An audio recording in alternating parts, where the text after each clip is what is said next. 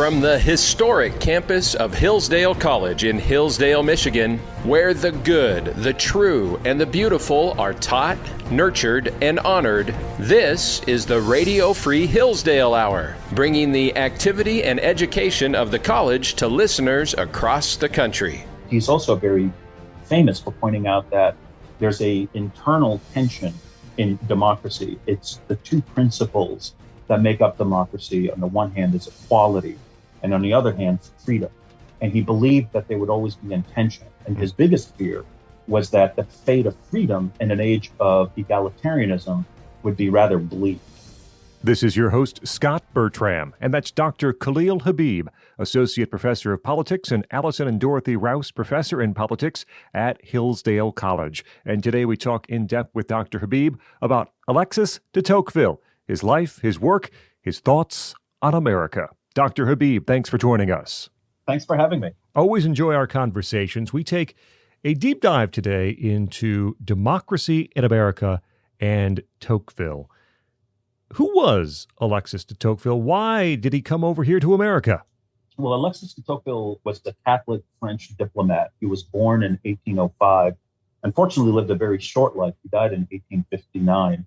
And he was commissioned to come to the United States to ostensibly study our prison system, and which he did do. And he did write a book, a very short book on the prison system.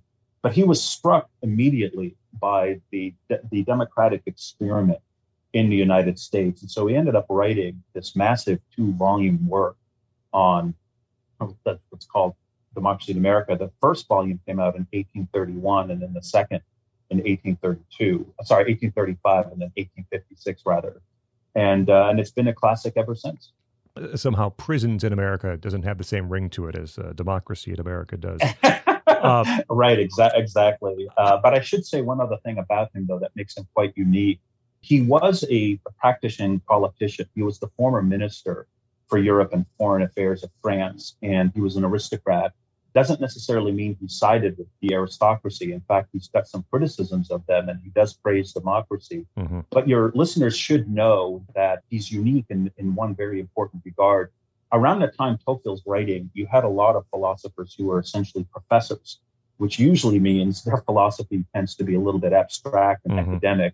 The advantage that Tocqueville has, having his feet firmly planted in politics, is democracy in America is very lucid, very clear. It doesn't have any jargon or abstraction. It can be essentially read by any educated person, whereas, one would have to struggle, even with a PhD in philosophy to understand, say, someone like Immanuel Kant or Hegel. And so that is an important feature, I think, of his character. How much time did Tocqueville end up spending in America, and where did he go? What did he see in our country? Well, this is the part that's a bit humbling. He was only 26 years old when he wrote Democracy in America, and he was in the United States for 10 months only, which is remarkable. And those are the years of 1831 to 1832. What's really interesting about where he went is he first lands in Newport, Rhode Island, and he makes this remarkable journey. And he makes it as far as Ohio and Michigan, actually. And so there is if your listeners go online and just simply type in, Tocqueville's journey in America, there are several organizations that actually retrace his steps and even offer tours of where he went to the United States. But it was essentially New England, and then he made his way out to the Midwest. What was happening here in America around the time that Tocqueville was observing and then writing about his experiences? So when Tocqueville arrives, he arrives during Andrew Jackson's presidency, and the West was still being settled, and there was an expansion westward. One of the chief points that he thinks is happening in America that's really unique to America is he notes to his French audience that the Puritans in New England were establishing centers of political participation, local participation. And he said it was the first time in Western history that you had two things coming together that had been diametrically opposed, especially in France, and that is Christianity and liberty. And that was the most distinctive feature of what was happening at the time. The other feature, which is sad, and it's one of the tragic moments in American history, is that there was slavery being practiced in the southern states. And it was a kind of slavery that Tocqueville said was the worst. No slavery can ever be justified. but the American Southerners, he said, practiced it on the basis of race, as opposed to, say, ancient forms of slavery, where it was just the victor got the spoils and you became a slave. And it was never based on race or any notion of racial superiority. And so he thought that that marked a very unique point in American history.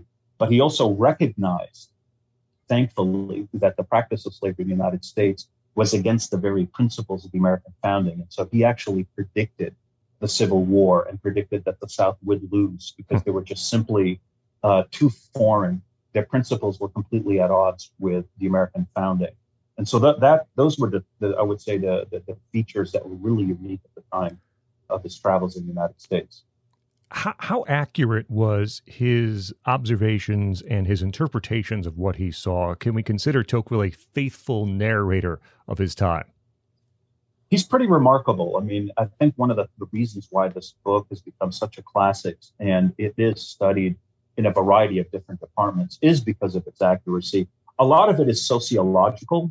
He's always interested in how the social conditions in the United States shape the mores, a French word that he uses for moral character or morals and sentiments in the United States. I want your listeners, though, to be aware that there is some controversy about whether or not he was completely accurate.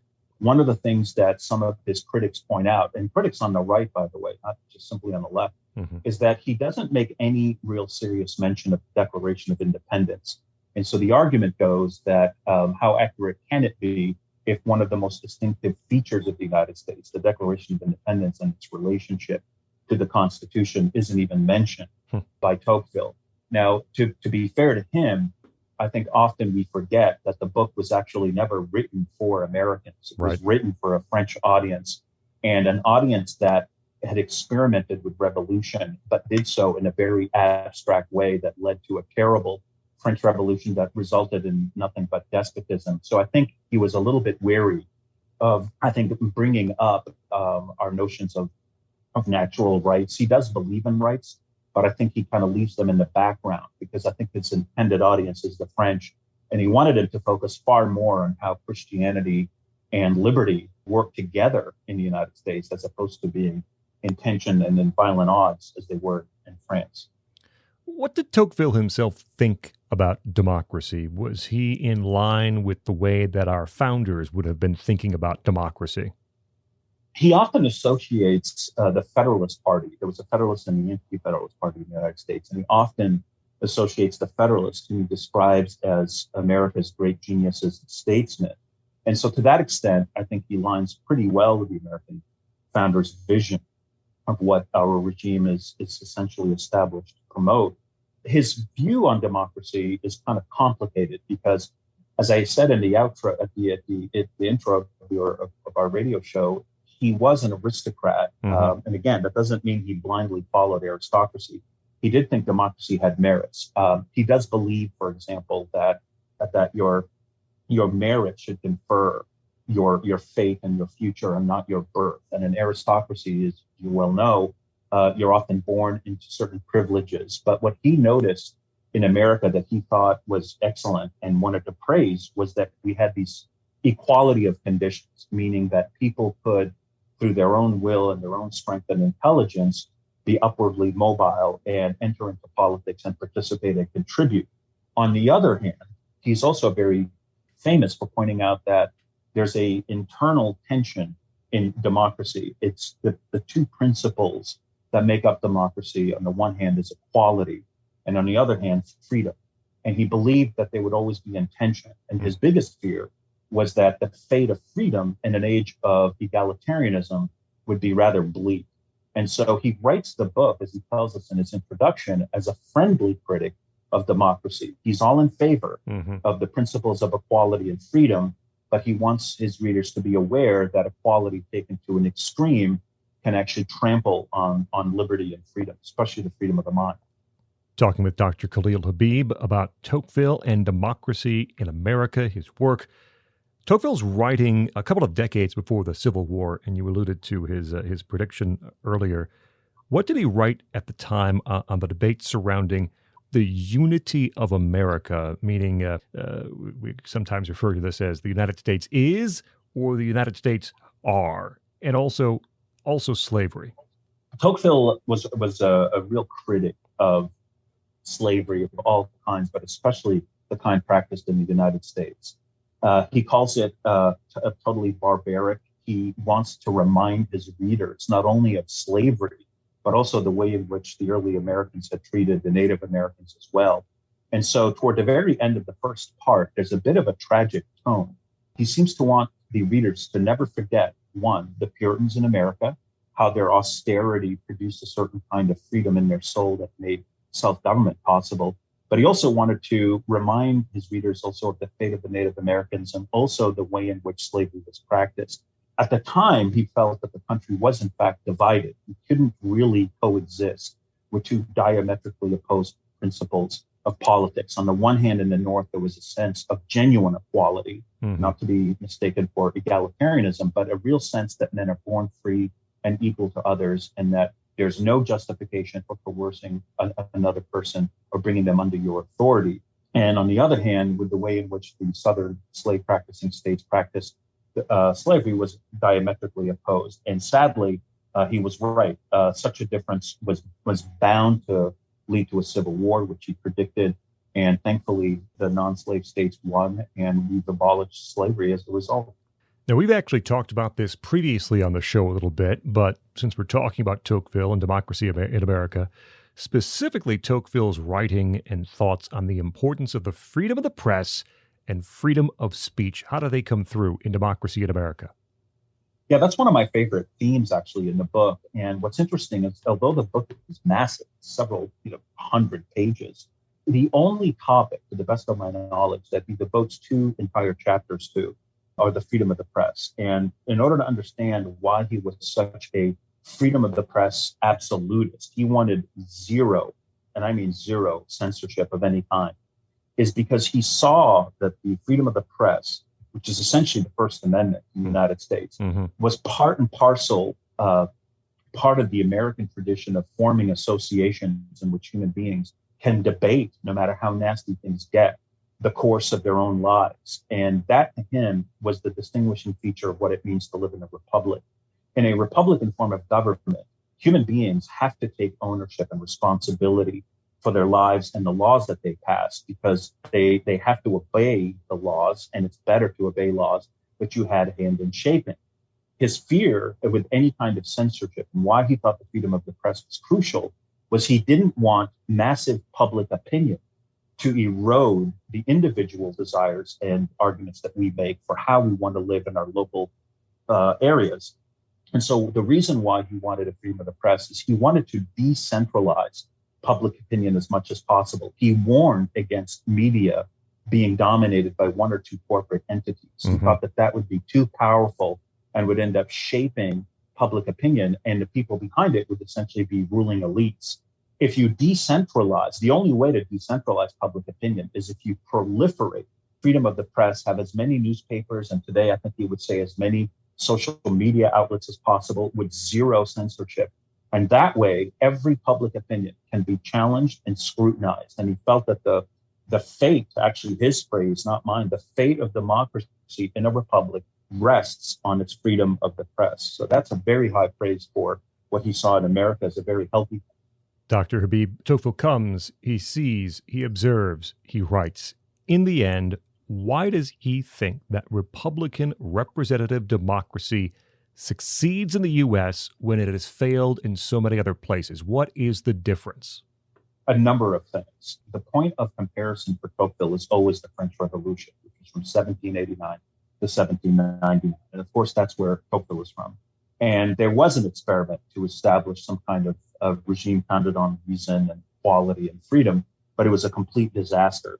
Part of the reason why he believed that the experiment in liberty failed in France and failed to take root, but managed to succeed remarkably well in the United States is twofold. On the one hand, he believed that the French did not have the experience in self-government. Once Louis XIV started to centralize authority, people no longer were able to govern their own lives. So you had the centralized government, you had a bureaucratic state that was essentially calling all the shots. And so the revolutionaries, he said, became abstract and violent because they lacked any kind of political common sense. Why? Because they had no experience in governing their affairs anymore. So they were all armchair quarterbacks, and so had lost contact with reality. In the United States, by contrast, he says two things made America succeed. One, the American colonists had developed, he says, a habit of freedom, partly because of their Christianity. Because of the austerity of their moral commitments, they were able to govern their own passions and desires. So the first experience in self-rule came by way of moral and religious righteousness. That trickles out into the public space where then human beings can be trusted to govern their own lives because they live according to moral scruples. The other factor is he believes that the habits of self-government predate Tudor England, and that many of the colonists, in fact, all of the colonists who come to New England and settle it, had actually come from centuries of developed practices in local self-government. And that is in stark contrast with the French Revolution, where essentially nobody was really governing their own affairs anymore. They were subject to arbitrary decrees that would come from bureaucrats in Versailles that were completely removed from reality and the lived experience of the Frenchman. Dr. Habib, you already talked about Tocqueville projecting and predicting the Civil War and who would win and who would lose. What things does he write about that he gets right? Other things he gets right? Does he get anything wrong about what he saw as the future of the United States? I think what he gets right is actually quite haunting, and that is he believed that America had many fine institutions that could potentially push back against the tyranny of the majority. And he looks, for example, at the freedom of the press. And now one wonders, do we still have that? And he does predict that these things would require vigilance, but they could easily be lost. He looks at universities and colleges and says America has quite a few of them, and they can always serve to push back against egalitarianism and public opinion. And then, of course, today you wonder, well, did he accurately predict that those two could potentially be eroded? So he is aware that we do have institutions, but he's concerned that we would lose them. The one insight that he has that I find a little bit perplexing, and depending on which day you ask me, I would say he either got it right or he got it wrong, and that is his psychological analysis of the tyranny of the majority. You can't read Democracy in America without being struck by this terrifying vision that he gives of the future, where a democratic majority could essentially trample on the rights of their own citizens. And it would have a certain kind of egalitarianism run to such an extreme that the individual liberties of American citizens would be squashed. Now, the reason why I say I'm somewhat perplexed by this is because as I observe American politics today, I don't know whether or not we are living under a tyranny of the majority or rather a tyranny of ruling elites who manipulate the majority. It's a subtle difference. And he doesn't, to the best of my knowledge, talk about how maybe a handful of elites can commandeer public opinion by centralizing, say, the media, taking over higher education, could then end up using the majority against their own best interests, which is to say to erode the individual rights that we have, that the whole purpose of our regime was established to protect. So that's the one issue I would say, again, depending on which day you ask me, sometimes I think maybe he got that wrong. Maybe it's not so much a tyranny of the majority as much as a tyranny of the elite. And then there are times when it does appear perhaps he was right and it is a tyranny of the majority. So I'll leave it to your listeners to untangle that little pretzel.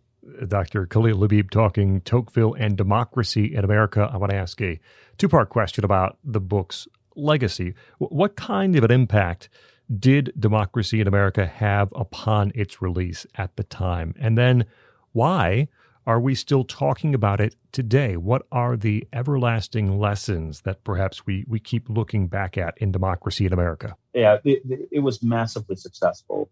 He had already had a national reputation in France.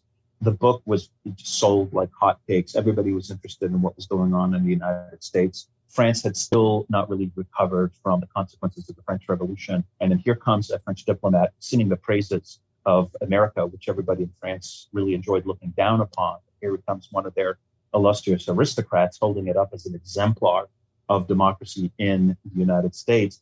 It remains a classic, I think, because of its comprehensive nature. it doesn't just focus on one or two issues in America. It seems to really set the standard for a variety of issues. He talks about liberal education in the United States. He talks about its geography. He talks about our institutions. He praises our legal system. He loves the jury system and how it helps to educate the commoner when he has to serve on jury duty. It's the comprehensiveness with which he really tackles democracy in America is really remarkable. And again, he also correctly points out that the future doesn't belong to monarchy and it doesn't belong to aristocracy. The future is going to be democratic. The question is, which of those two principles is going to predominate? Is it going to be equality or is it going to be freedom? And is there a way to somehow moderate these two extremes within any democracy and find a way to preserve what is true and what is liberal in classical modern liberalism in a world where democracy and especially egalitarianism seems to be constantly moving in an extreme direction? I think anybody interested in modern sociology or politics has to wrestle with the book and the claims that he makes. Dr. Khalil Habib, Associate Professor of Politics and Allison and Dorothy Rouse Professor in Politics at Hillsdale College, talking about something near and dear to him, Tocqueville and democracy in America. Dr. Habib, thanks so much for joining us here on the Radio Free Hillsdale Hour. Scott, it was a pleasure. Thank you so much. Up next, we talk with author Tracy Lee Simmons about his recent book, On Being Civilized. I'm Scot Bertram. This is the Radio Free Hillsdale Hour.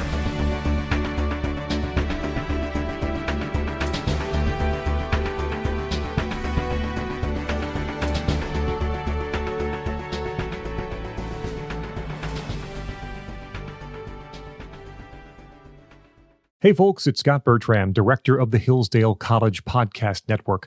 I wanted to take some time to say thank you. Thank you for listening to the Hillsdale College Podcast Network. We're working hard here to bring you the good, the true, and the beautiful in audio form, and we couldn't do it without someone very important. That someone is you, of course. Hillsdale reaches and teaches millions of people through its free online courses and in Primus, and podcasts like this one. But without you, none of that is possible. Your support is essential to the pursuit of truth and the defense of liberty. The more you listen, the more this work thrives. So thank you again for listening, and God bless you and your family.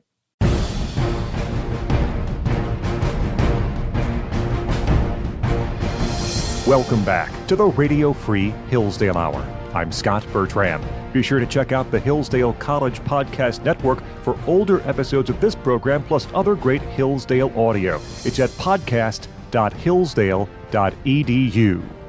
We're joined by Tracy Lee Simmons, a writer and journalist. His latest book is On Being Civilized, a few lines amid the breakage. You can find that at Amazon or at memoriapress.com. Tracy, thanks so much for joining us. My pleasure. The title of the book, On Being Civilized, I think demands a definition. So let's start there. What would you say it means to be civilized?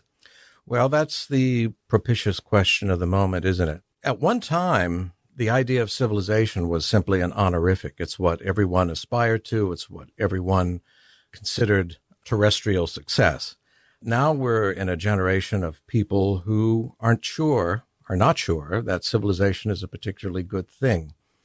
So the work I've done in literary journalism has been to try to place the civilized ideal before us all. And I've done this through essays, articles, and principally book reviews, really, trying to forward this conversation about what it means to be civilized. And what does it mean? There are as many definitions as there are stars in the sky, I suppose. But to be formed, I think, spiritually as well as politically, to have ideals that transcend the self and to live by them, and of course to live corporately. Civilization suggests the idea of citizen, and citizens live together in a particular way, but that has to start with the individual. So people have to be individually civilized before they can be corporately so.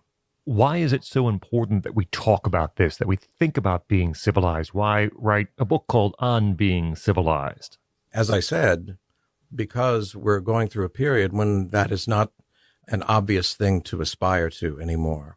But life has always been better under those societies that were more civilized than others, when all of the cylinders were firing, educationally, materially, economically, artistically, religiously, socially, all of those things that need to be addressed in some way in each civilized epoch. And of course, ideals of what constitutes civilization are going to differ from one period to another, perhaps, but there's going to be lots of overlap. We consider the way we treat one another to be sort of the benchmark of civilized life, of civilized behavior. When you're supposed to act civilized, that's not simply a matter of whom you vote for. On Being Civilized is the book by Tracy Lee Simmons. Inside the book, you discuss how it's easier to identify civilization once you've seen it than it is to simply define it. Why is that the case? Because it's kaleidoscopic, really. There are too many aspects to it. We could talk all day about political civilization or economic civilization or social civilization, but those are only divided for purposes of analysis. Mainly, we're talking about a society that has to be working on and by all of those ideals. And so it's hard to define a civilization, but as someone once said of something else, you know it when you see it.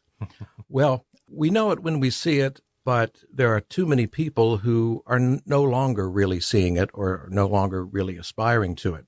When you have a culture of people, for instance, who are concerned more about what they're getting than what they're giving, you're in a delicate moment for any civilization when everyone's out for himself. If you take that path too far, you're living in barbarism. In the book, you list a number of signposts of a civilized life. Which do you think are most indicative of a civilized person or a civilized society? Well, that list came from a talk I gave, and there's more than a little bit of jocularity and tongue-in-cheek in some of those ideas. But whimsical as it may be, there's a serious purpose there. My idea was to say, we know we're living in a civilized era when, and I just put down a list. And one of the signposts was the belief that people are improvable but not perfectible. I think that's a fault line in current thinking. Most people who we would consider associated with the right would say that people are improvable, but people more on the left want to say that we are perfectible. Living by either ideal is going to have a profound effect on behavior and the ideals as you practice them. The old classical ideal is that we are not perfectible as human beings. Certainly the Judeo-Christian idea holds that we are not perfectible, but we are improvable. And to the extent that human beings are improvable, society is improvable too. One of the signs that stuck out to me is this one that cursive is taught, expected, and appreciated. This one and a few others, and you allude to this, they seem a little trivial, but why this particular one about cursive as a sign of civilization? Well, trivial and hypocritical on my part because my penmanship is pretty bad. But my mother's was not. Yeah, cursive, of course, is fading out of many schools, and many young people, and I've met a few, cannot read it. Mm-hmm. They're not able to read it. Why is it important? Because it's an art. It's part of what I call the small arts. That for some of us, handwriting is the first time that we learn to extend ourselves verbally to others on paper, which is a way of putting something more or less permanent down that comes from us. And I think the old cursive idea is why not try to make the self that we extend beautiful as well as clear. And this method went right up into my own generation. We had to work very hard at penmanship, and frankly, I probably could write better in the third grade than I can write now, according to cursive. But it's a period that every child should go through, because even those who are not, we would say, are artistic, they don't draw very well, but they can learn to write well, or perhaps more than tolerably well. And that's one of the first arts that they will practice. And it's one of the first places where people can feel proud of something they've produced and can show it to someone, not just a stick drawing, but real letters connected in a beautiful way that other people can recognize and read. Tracy Lee Simmons is with us. His book, On Being Civilized, a few lines amid the breakage. Do you think that Western civilization is dying or just evolving into perhaps something else? Well, it's endangered, I think. And in the worst way, a civilization can be endangered from within. We can go down the list. Academia or higher academia has turned poisonous. There's no news there, but it's only been recognized within the last 5 or 10 years by people who were not aware of such trends before. When you are instructing young people badly, or you are giving them not so much teaching but propaganda, you're putting your civilization at risk, as we've seen within the last several months. College campuses are full of people who not only cannot think, but they're not expected to think, but they're expected to simply shout cliches. And that is not the idea of the college mind. The college mind is supposed to be independent, dedicated certainly, but someone who is capable of independent thought. And that is not what we see. And of course, in the arts and in advertising, across the board, Western civilization is certainly has its back to the barricades at this point, because there are people who truly want to destroy it, and say so. 20 years ago, they weren't saying so.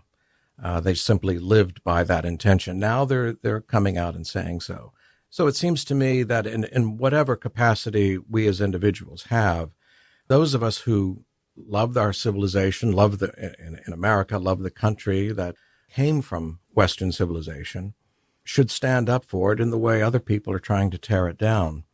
And so this book was an effort to put together a lot of essays and reviews and so forth that have some sort of bearing on the topic of civilization. And because it was all essentially journalism, it's not academic writing. It was written for a wider audience.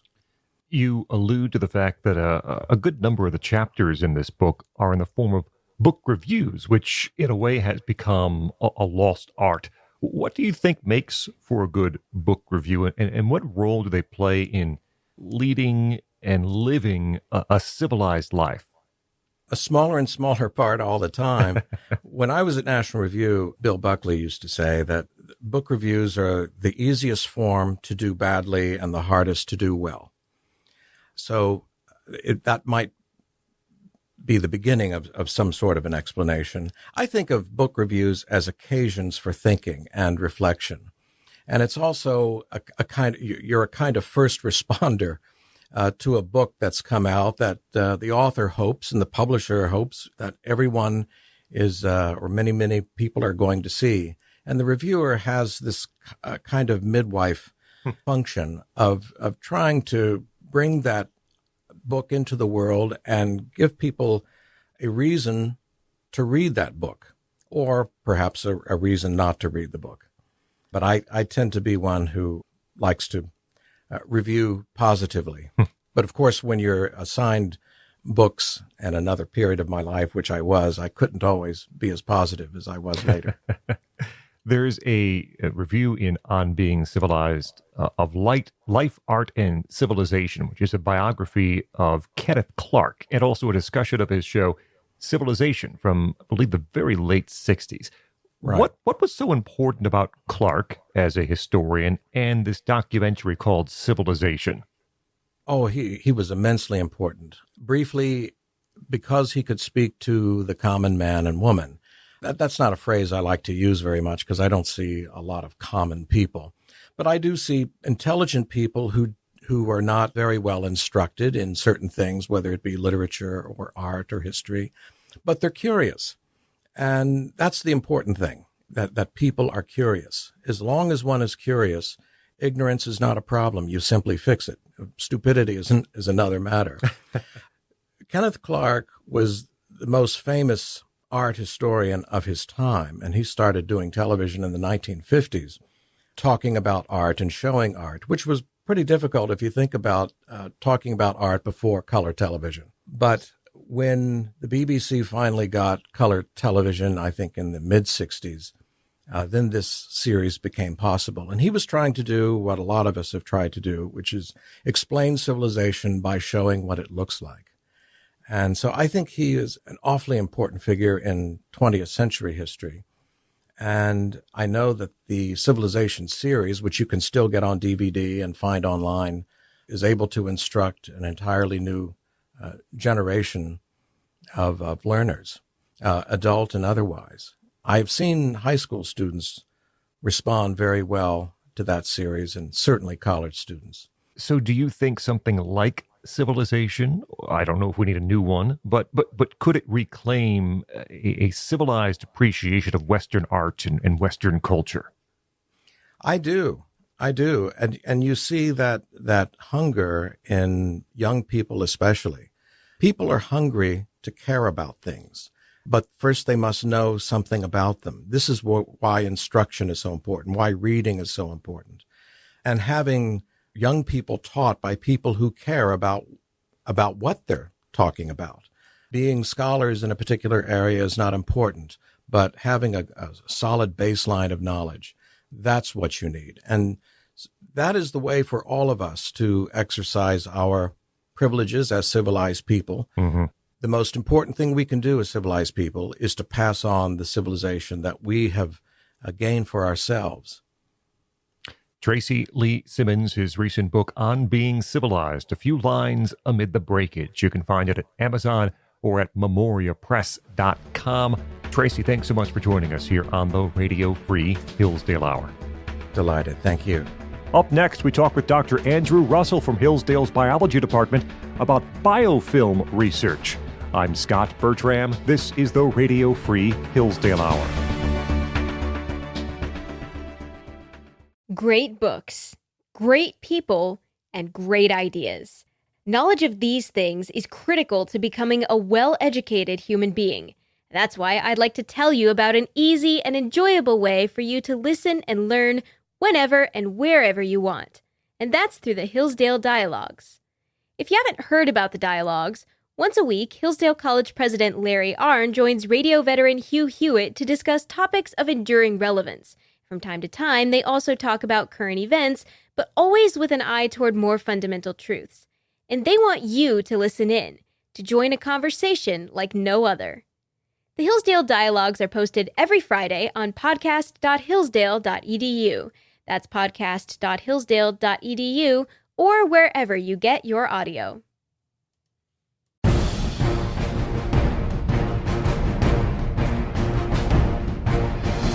Welcome back to the Radio Free Hillsdale Hour. I'm Scot Bertram. Find the show on Facebook, search for the Radio Free Hillsdale Hour, and get updates each week on new shows. We're joined by Dr. Andrew Russell. He is Associate Professor of Biology at Hillsdale College. Dr. Russell, thanks for joining us. Yeah, thanks for having me on. Discussing today your work, research into biofilms, which means we need to talk about what that is first. Biofilms, what are they? How do they form?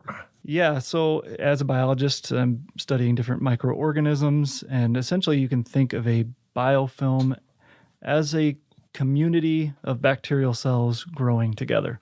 And usually that means sticking to a surface. So that's the simple definition, but understanding the complexities of how they form is kind of where this area of research is concentrated on. So what's the problem with biofilms? And I guess on the flip side, is there occasions when it's actually beneficial that biofilms are forming somewhere? Yeah, so the issues arise depending on the various fields. The most prominent issues come in the medical field. So biofilms can be formed via a variety of different bacterial cells, and including many pathogenic or what we call disease-forming or disease-causing bacteria.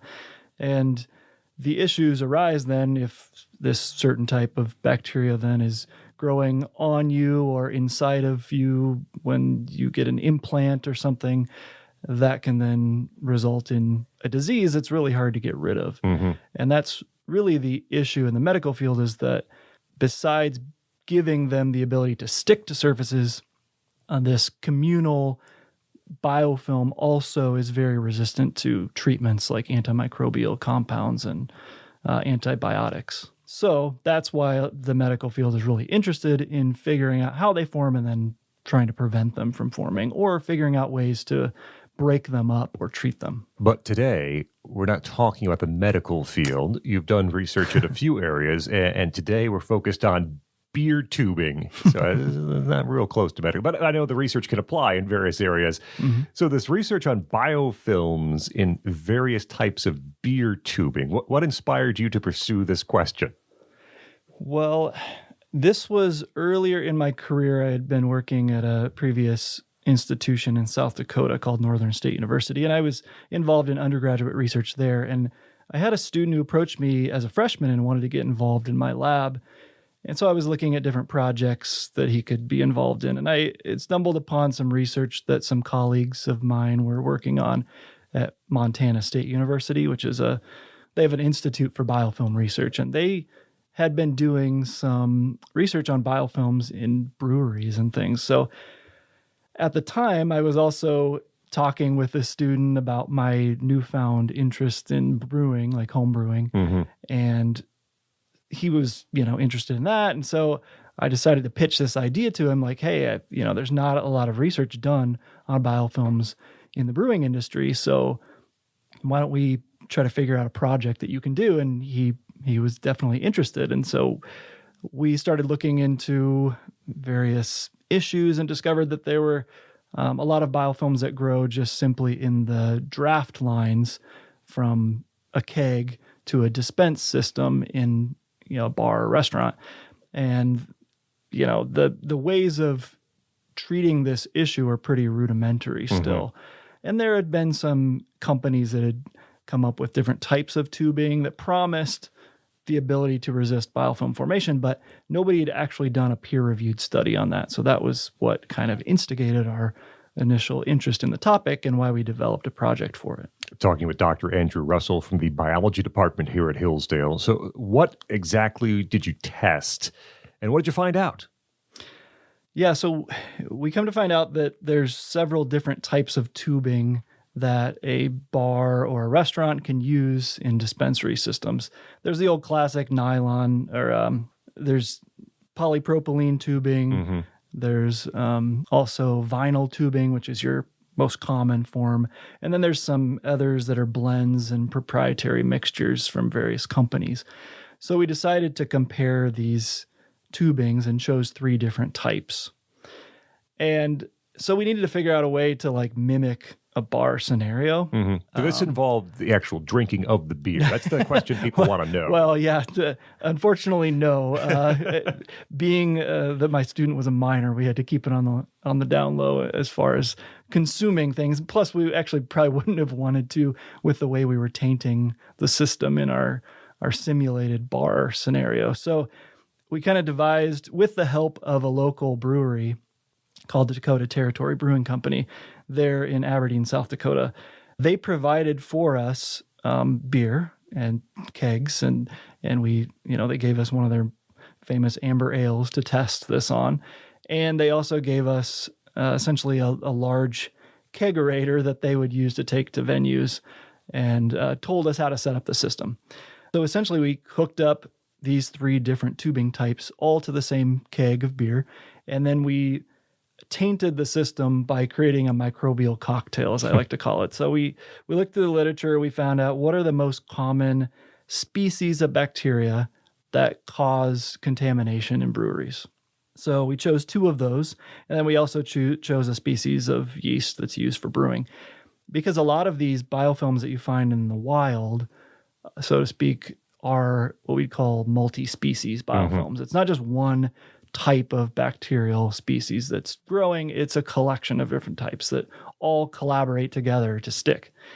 So we chose 3 of them, and I mixed them up, cultured them together, and then just saturated this system with it to allow time for these bacterial cells and yeast cells to stick to the tubing. Then we rinsed it out with water and everything, and then we added the beer, and then we just randomly would dispense a certain amount of beer through the system. And we did this for about 3 months without doing anything to it. We changed the tanks for it, but that's about it. We wouldn't clean it or anything. And then after the period of 3 months, then we just tested to see which of these 3 tubings had biofilm forming in them, and did any of them resist biofilm formation. And what we found was that just as the manufacturer promised, there was this one type of tubing that really was resistant against biofilm formation. So it comes to find out that it has a special nylon barrier in it. And this essentially seems to be preventing biofilm formation by creating an oxygen barrier, because these microbes, like most living organisms, need oxygen to survive. So the more you can prevent oxygen from leaking into those tubes, the better you can prevent the formation of biofilms. So is that nylon barrier tubing in wide use at this point? And what does it mean? What should it mean, perhaps, for big brewers and for small brewers alike? Yeah, at the time that we did the study, it wasn't very widely adopted. It was kind of a new proprietary form of tubing. Still, if you go to most restaurants, bars, they still use classic vinyl tubing, which is fine. But believe it or not, it actually has a lot of oxygen that penetrates it when it's just sitting there. We tend to think of these plastic tubings as being impenetrable by oxygen and other gases, but they're not. They have gaps in them and oxygen can get in. So this new type of tubing wasn't in wide circulation. I'm not exactly sure how much it's been adopted now. My guess is it's slowly being adopted as people realize the benefits of it. Because beyond just keeping things clean, they actually allow people to not have to clean stuff as often. Because if you use old vinyl tubing, you're supposed to clean it essentially, I think, once a week, really thoroughly, which is very time consuming. Dr. Andrew Russell, final question. Applications for this type of research, I imagine, for Pop and Pepsi and Coke, they can use this information. But we kind of started by talking about medicine. Can this sort of research be transferred into that world as well? Yeah, I mean, you think of any time that you're moving one fluid from one space to another, you're going to be using tubing. So this type of nylon barrier tubing can actually be very beneficial for that. So that's not just breweries or bars or dispensaries, but it's also, you go to the local Dairy Queen or whatever, and they have a pop machine there. Biofilms can grow in the tubing of those soda lines, even the water lines in your own home can actually have biofilms growing on them. So incorporating this type of nylon barrier tubing is good for that reason. But we can even go beyond that, because anytime you can make a surface that you want to keep clean, and that surface can be made out of some sort of plastic material, this is a great option for that. Or if you think of various types of consumer goods that you have in plastic containers, if you want to increase the shelf life, and you can, spend a couple of extra cents on that product's packaging, then it's going to increase the life of that product quite a bit. Dr. Andrew Russell, Associate Professor of Biology here at Hillsdale College. Dr. Russell, thanks so much for joining us here on the Radio Free Hillsdale Hour. Thanks so much. That will wrap up this edition of the Radio Free Hillsdale Hour. Our thanks to Dr. Khalil Habib from Hillsdale's Politics Department, Tracy Lee Simmons, his new book On Being Civilized, and Andrew Russell from Hillsdale's Biology Department. The Radio Free Hillsdale Hour is recorded at the studios of WRFH, the student-run radio station at Hillsdale College. Remember, you can hear new episodes every week on this station. You also can find extended versions of some of our interviews or listen anytime to the podcast. Find it at podcast.hillsdale.edu or wherever you get your audio. The assistant producer of the program is Sam Lair. Until next week, I'm Scot Bertram, and this has been the Radio Free Hillsdale Hour.